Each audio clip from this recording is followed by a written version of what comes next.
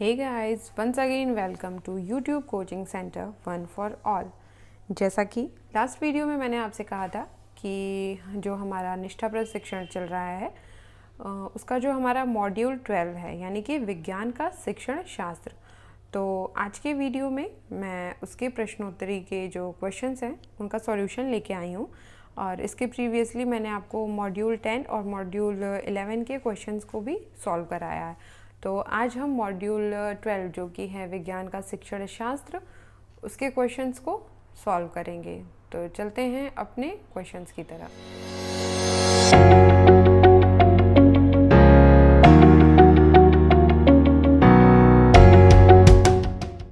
तो ये जो हमारी गतिविधि है, गतिविधि 2, यानी कि जो हमारी प्रश्नोत्तरी है उसके अलावा हमें 2 गतिविधियाँ भी इसमें हल करनी है, यानी कि गतिविधि 2 और गतिविधि 4, जिसमें कि हमारी गतिविधि 2 है अपनी समझ की पड़ताल करें। तो अब हम पहले इसके क्वेश्चंस को सॉल्व करेंगे। तो देखिए हमारी स्क्रीन पे आ गया है, सत्य है या असत्य, इसको चुनें। तो देखते हैं, इसमें हमारा पहला क्वेश्चन है, यह छात्रों और शिक्षक के समय और प्रयास को नहीं बचाता है। ये सत्य है या असत्य? तो ये क्या है? असत्य है। इस पर हम क्लिक करेंगे और बढ़ेंगे अपने अगले क्वेश्चन की तरफ। यह सभी छात्रों को आसानी से दिखाई देता है और चर्चा के बिंदु को याद करने का लगभग कोई मौका नहीं देता है।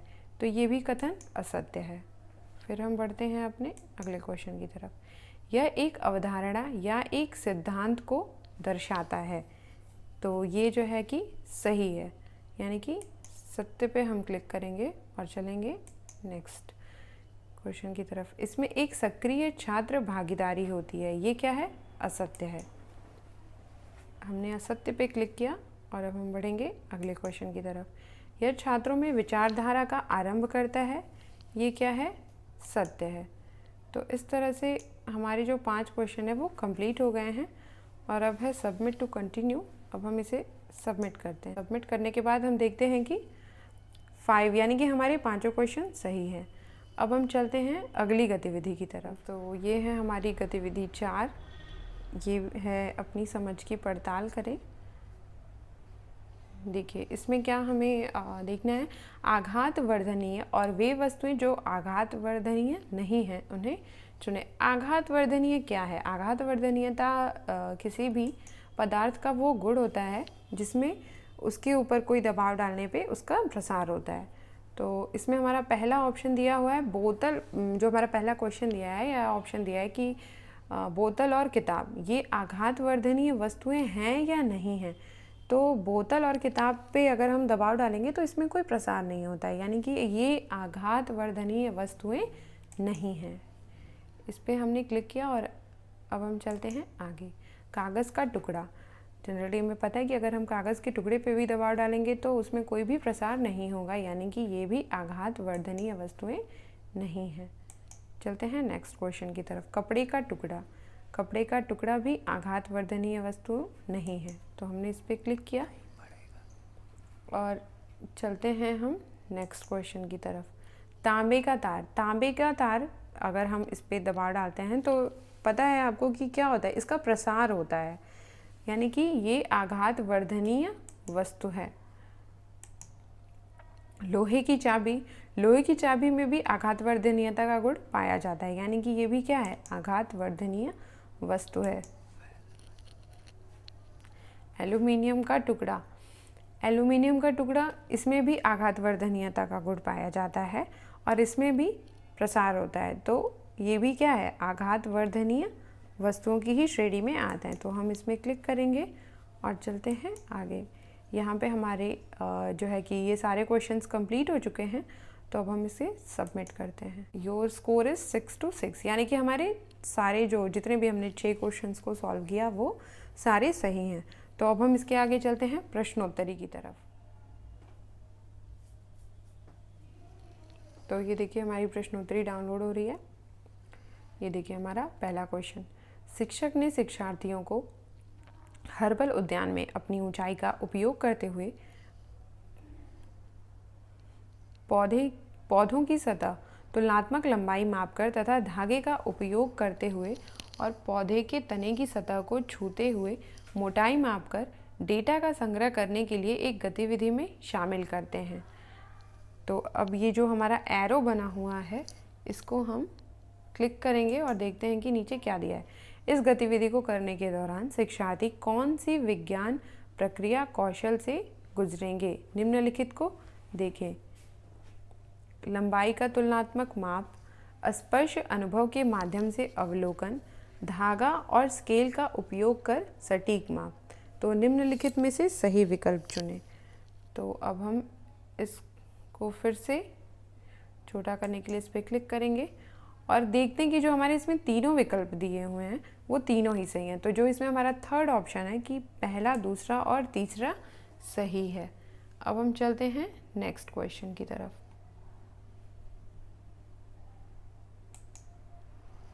शिक्षक ने छात्रों को नोटबुक में अपनी पसंद के पौधों के स्केच बनाने और उसे रंगने, चित्र लेने और कोलाज बनाने के लिए एक गतिविधि में शामिल किया। इस गतिविधि के माध्यम से शिक्षक निम्नलिखित मुख्य अवधारणाओं में से शिक्षार्थियों के बीच निर्माण करने की कोशिश कर रहा है। तो देखते हैं कि क्या क्या ऑप्शन दिए हुए हैं। केवल झाड़ियों के बारे में, केवल पेड़ों के बारे में, पौधों की वृत्तियों में विविधता और चौथा ऑप्शन है केवल शाक के बारे में। तो इसमें जो हमारा तीसरा ऑप्शन दिया हुआ है पौधों की वृत्तियों में विविधता, ये ऑप्शन सही है। तो इस पर हम क्लिक करेंगे और फिर बढ़ते हैं हम अगले क्वेश्चन की तरफ। विभिन्न पौधों की प्रवृत्तियों के डेटा के संग्रह के लिए कक्षा 6 के छात्रों के साथ एक शिक्षक द्वारा संचालित हर्बल उद्यान में प्रकृति की सैर के दौरान विषय शिक्षक ने निष्कर्ष निकाला कि कुछ शिक्षार्थियों ने गुलाब को पेड़ और सुनहरे सेब को झाड़ी बताया। शिक्षक का उद्देश्य इस प्रकृति भ्रमण गतिविधि के माध्यम से शिक्षार्थियों में निम्नलिखित में से कौन सी दक्षताओं का विकास करना है।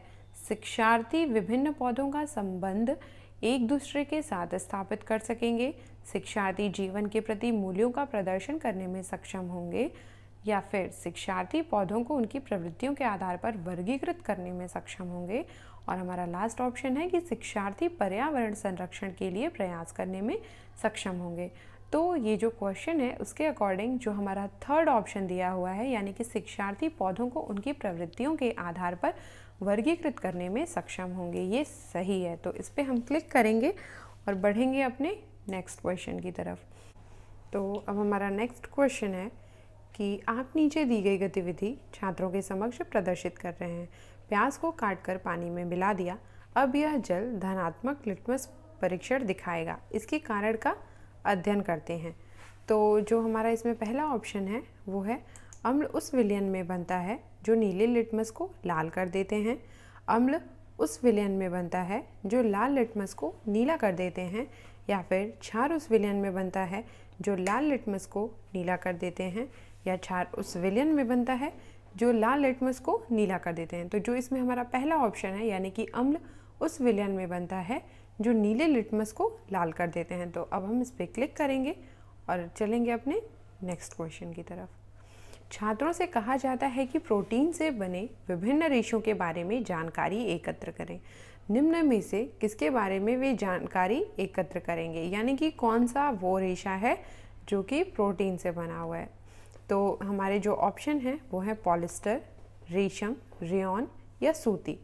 तो जनरली लगभग सभी को पता होगा कि जो ये रेशम है ये क्या है, एक प्रोटीन संश्लेषित रेशा है। तो इसलिए जो हमारा दूसरा ऑप्शन है यानी कि रेशम वो सही है। तो हम इस पर क्लिक करते हैं और चलते हैं अपने नेक्स्ट क्वेश्चन की तरफ। हमारा अगला क्वेश्चन है, कक्षा में घोल के बारे में चर्चा करते हुए आप एक विद्यार्थी को पानी में किसी पदार्थ को डालने के लिए आमंत्रित करते हैं।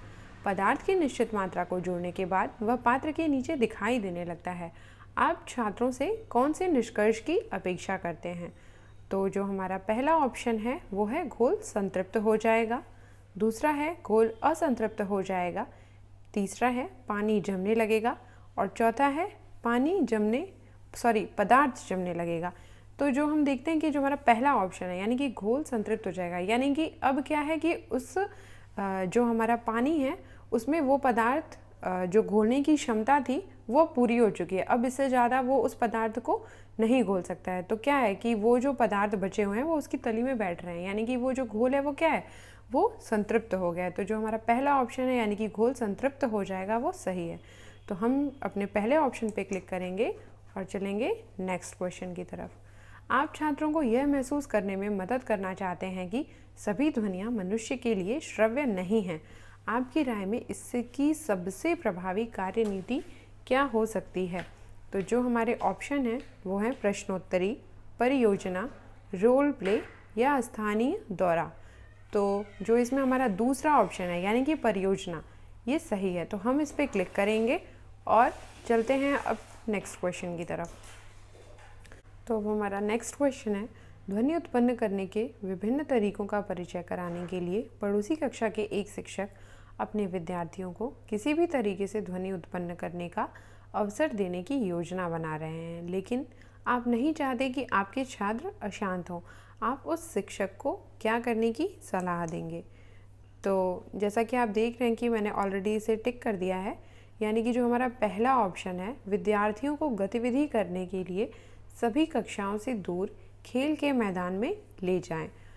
तो ये जो है इसमें हमारा सही ऑप्शन है। तो अब हम चलते हैं नेक्स्ट क्वेश्चन की तरफ। मीरा आपकी कक्षा में एक दृष्टिबाधित छात्रा है। निम्नलिखित में से कौन सा दृष्टिकोण आप उसका समावेश सभी गतिविधियों में सुनिश्चित करने के लिए अपनाएंगे?